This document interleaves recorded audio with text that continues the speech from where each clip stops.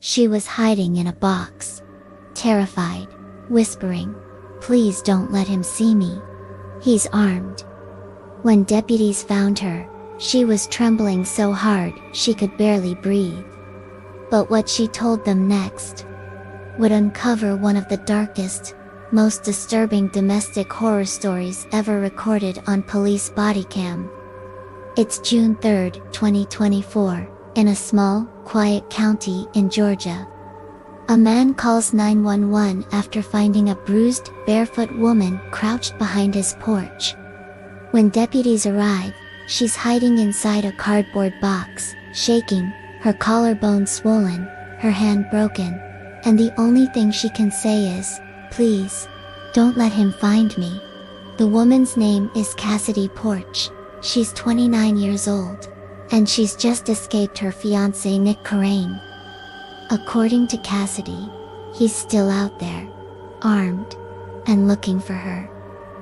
Deputies slowly approach the porch, their flashlights cutting through the night. "Hands, hands, get out. Come on," one of them yells. Cassidy steps out, terrified, whispering that she's been beaten for hours. Her hair is matted with blood. Her shirt is torn. She says she ran barefoot through the woods after Nick finally fell asleep, leaving her phone and shoes behind until someone took pity and called 911. They cuff her temporarily, just to keep things controlled, but as soon as they realize she's the victim, they rush her to safety. And then, she whispers something that makes every deputy freeze. "He's armed. And if he sees your cars, he'll follow them." Moments later, a red Dodge Ram drives slowly past the property. The deputy radios in. "Red lifted Dodge, that's him. Nick is on the move." But when they stop him, he's calm. He tells police he woke up and Cassidy was just gone. He says they'd been drinking the night before, maybe argued a little, but nothing serious. He denies hitting her, says she was fine when they went to bed. Yet Cassidy's story doesn't match. At the hospital, Cassidy tells detectives the truth.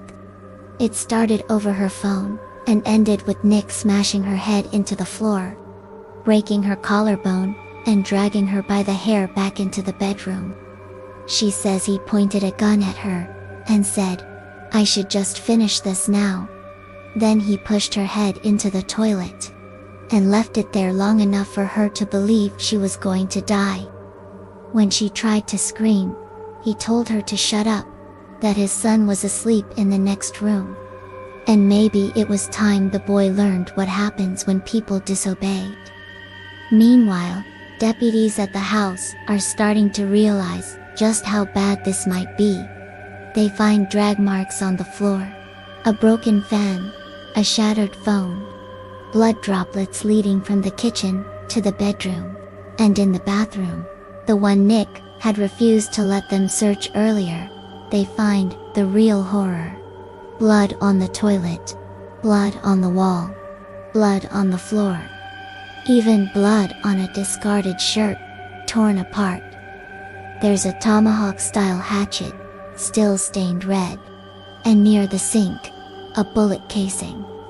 The detective whispers, he tried to clean it up, but he missed a lot. Nick is arrested. As he's led to the patrol car, he limps dramatically, claiming he rolled his ankle and couldn't have hurt anyone.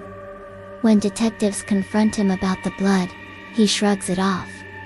There's always been blood in that house. Inside the hospital, Cassidy tells them what really happened. That Nick used the back of that tomahawk to hit her in the head.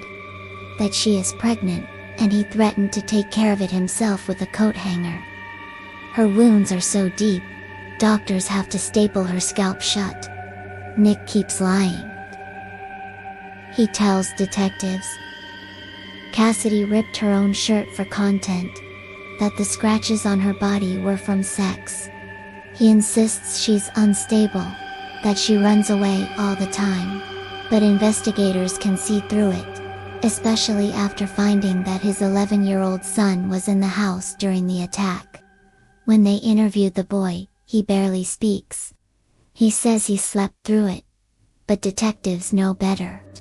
He's protecting his father. After a full search, Nick is charged with aggravated assault and family violence, battery, possession of a firearm during a felony, cruelty to children. When detectives tell him he's facing life in prison, Nick just shakes his head. "I didn't do anything," he says. She's lying. But then, from jail, he starts calling friends, recorded calls. He complains that the terrorism and kidnapping charges could get him life. He tells one friend he plans to contact Cassidy and make her change her statement. He even talks about getting her to fill out a form to drop everything. He doesn't realize those calls are all being recorded. But the rest stand. Nick Kareen is found guilty of kidnapping with bodily injury, aggravated assault, family violence, battery, and cruelty to children. His sentence, life in prison plus 25 years. Cassidy survived, barely. But her story remains one of the clearest windows into how abuse hides in plain sight. How a smiling neighbor, a quiet house, a closed door, can cover screams that no one hears. She once said, "I just needed help." And that's what she got. Too late. But not never. Because sometimes the only thing standing between survival and silence is one person who decides to run.